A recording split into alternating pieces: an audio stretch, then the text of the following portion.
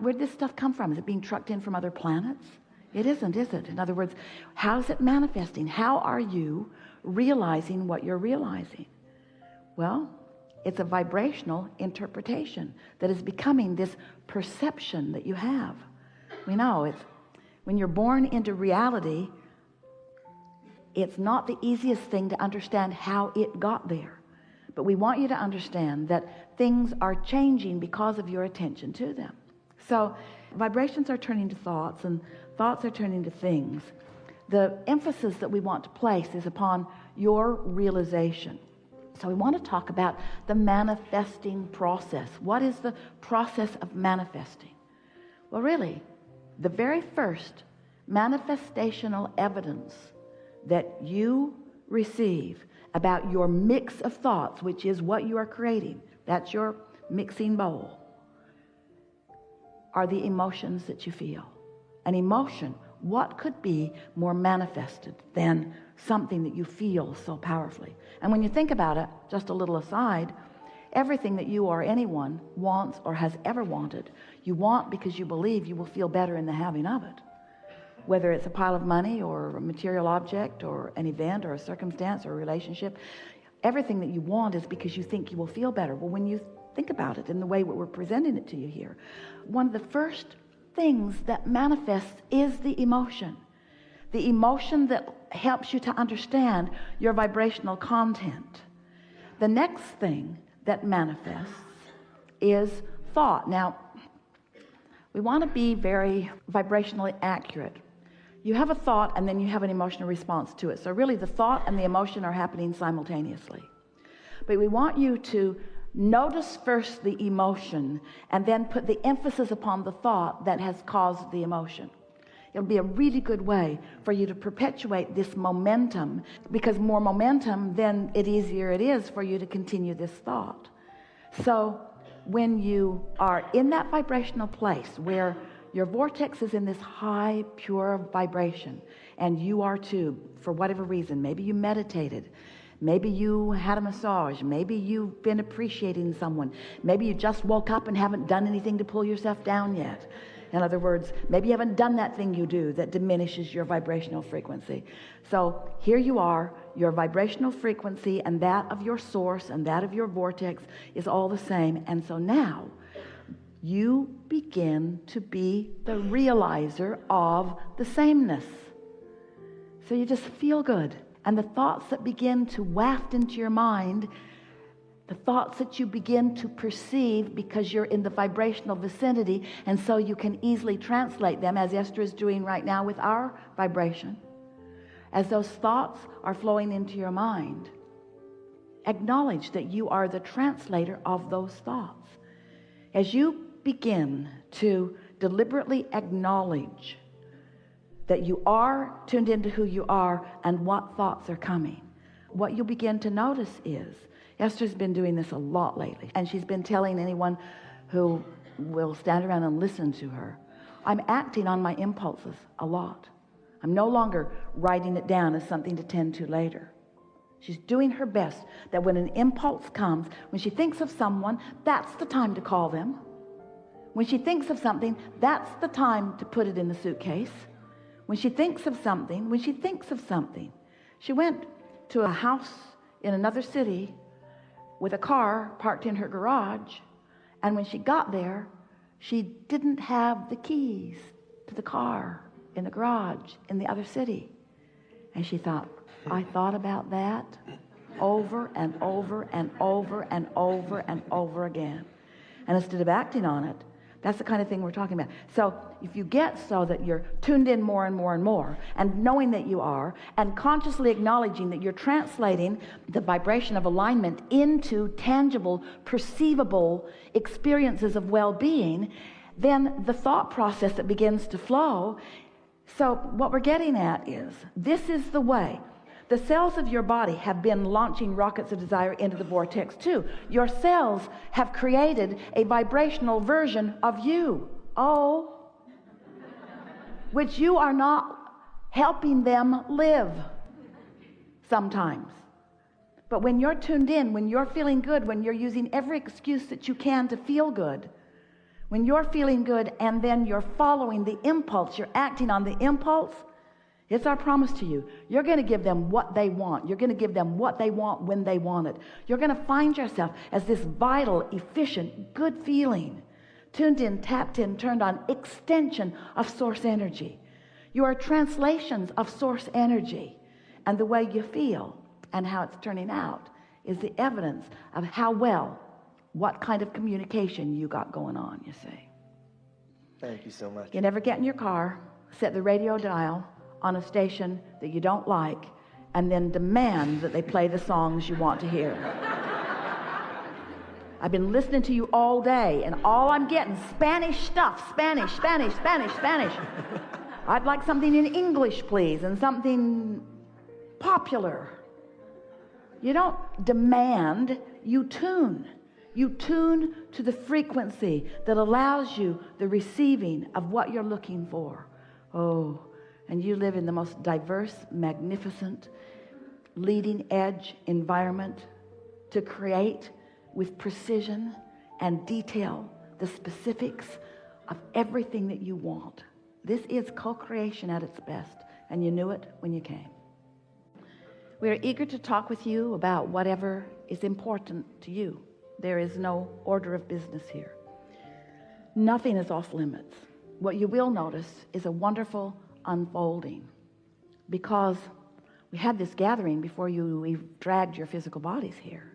In other words, who you are, what you've been living, what you want is all part of the vibrational mix of all of this. So together, we're just going to find a way to sort it out with the powerful intention of helping you to close that gap between who you really are and who you may be allowing yourself to be in any moment. Life is supposed to feel really good to you. You're supposed to be having a wonderful time. You are supposed to feel good. But in order to do that, it takes some deliberate attention. It takes some deliberate focus, which means, mostly it means, you got to care about how you feel. You got to care so much about feeling good that you are willing to pay the price of feeling good. You have to care enough about feeling good that you are willing to use your emotions to help you in the choice of thought. And that's what deliberate creation is. So once you begin to put this emotional translation in the mix, once you begin to recognize that how you feel matters most of all, because how you feel is your in the moment indicator of how much of you are allowing to be present in this moment. If you knew how much backup you've got, if you knew how many advocates you have advocating on your behalf, you see, we know everything that you're asking for and where it is and what the path of least resistance to it is. We know where everything you want is and where you stand in relationship to it. That's a good thing. It's a good thing for you to know somebody who knows that, you see. But you've got to be in a place where you can receive. Esther says, oh, but Abraham, you and Jerry, all you dead guys, there's no such thing as that. You are so subtle now. You are so subtle. I have to tune myself so precisely to your frequency in order to hear you. Can't you be less subtle? And we say, tuning is subtle. Tuning to the frequency of who you are and what you want, it takes some practice. But it's an easy thing to do if you care about how you feel. Because if you care about how you feel, you're just not going to entertain those thoughts that don't feel good. You're just going to find yourself more and more shying away from them, which is to say shying away from or toward something else. In other words, there's no such thing as exclusion in this attraction-based universe. You sort of kind of get that? There's no such thing as no. When you look at something that you really want and you say yes to it, you are including something that you want in your vibration. But when you look at something that you don't want and you feel that resistance well up in you and you are saying no to this thing you do not want, what you're actually doing is saying yes to this thing you do not want. Because attention to the subject is what causes you to be the inviter, the receiver, the realizer, the creator of it, you see. So here's the thing. Esther, she was so excited at first when she arrived in San Francisco and saw the beauty of the place. until she and Jerry drove up to the top of a hill, and she could not believe the hill that they were climbing. Couldn't believe it. Some here too. The driver was bringing them from the pier, and he was coming up a hill, and someone got in the way, and he had to stop for a minute, and Esther thought, this is going to be interesting. He stopped, began to roll backwards a little bit. Esther thought, I wish I were driving. I'm smarter than that. I don't let my momentum stop on a hill. Tried to go, sort of went. Esther thought, it's a good thing this is a strong car. And then off they went, but felt a little funny. And so Esther remembers that first hill in San Francisco. She couldn't believe people were driving up it. She really couldn't believe people were driving down it. You know what we're talking about. So imagine being at the top of that hill, take your car out of gear, take the parking brake off, and then just for a learning experience, you decide that you'll just push your car from behind, just see what happens. So you nudge it a little, and you begin to see what's happening. But before it gets very far, you realize what's going to happen. So you just step right out in front of that car. You let it bump up against you, and it stops. The momentum was easy to stop in the early stages, wasn't it? But you wouldn't want to be at the bottom of that hill, stopping that momentum. So momentum is really a big part of this conversation in the wobble factor. Because if you are launching your rockets of desire, but then you're countering it with, well, I would like more money, but there's not enough. And I would like more money. I would really like more money, but I don't have enough. And I would like more money because I would like to pay my bills. And I would like more money, but I don't know hardly anybody that's got enough money. And I would like more money, but the government is so screwy with our money. I would like more money, but the government takes way too much of our money. I would like more money, but my wife is a crazy woman with a credit card.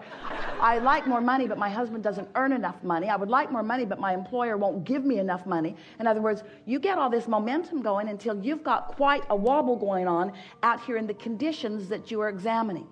And what goes wrong is that then when you think that the way that you get to the place that you want to be is by solving those conditions, what you find out is when the wobble is severe, you can't. The momentum is too great. You can't stop the momentum of those thoughts, those beliefs. A belief is just a thought you've practiced into a very strong vibration.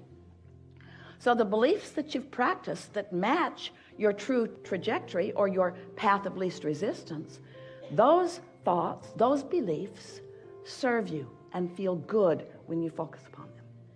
But those beliefs that contradict your true path or your true trajectory, they don't feel so good. And we're just saying, if you can catch that wobble in the earlier stage, it's really easy to deal with. But if you wait until it's out there and all kinds of conditions have occurred or been realized by you because of the consistency of the wobble, you see, you get what you think about whether you want it or not. So when you talk about what you want in the absence of it and what you want in the absence of it and what you want in the absence of it and what you want in the absence of it, you've got this mixed vibration going on and you're living some of all of that, and it's a rocky ride, isn't it? So now you know everything we know. Now you know everything about the laws of the universe that are important for you to know. Now you know everything about your guidance system. So now the only thing that's left for you are two important things. First, you have to accept that your emotions are your wobble indicator. They are your resistance or your allowing indicator. They are your on the path or off your path indicator. They are the being true to you or not being true to you indicator. That's what your emotions are. That's first and most important that you have to know. You have to accept it. You have to remember it. You have to believe it. You have to know that. And second, you have to care about how you feel. You have to be unwilling to put up with early wobbles because they're going to get more. And what happens is, oh, that doesn't bother me that much. Oh, that's all right. I don't feel any really strong pain about that. I can stand that. Yeah, it's been going on a long time, but I'm strong. I can take care of myself. It's all right. I'll be all right. And everybody lives like that and so on. But as it gets bigger and bigger, then you start joining chat rooms about it. Then you start going to those meetings with other people that are leaving that same sort of dysfunction. Then you start drinking things and shooting things and ingesting things in order to numb the discord. In other words, what are you drinking? Wobble-free juice. Really? Wobble-free juice? Well, no, it just covers up the wobble. It makes me unaware of the wobble. It makes me unaware of the wobble. Well, does it help?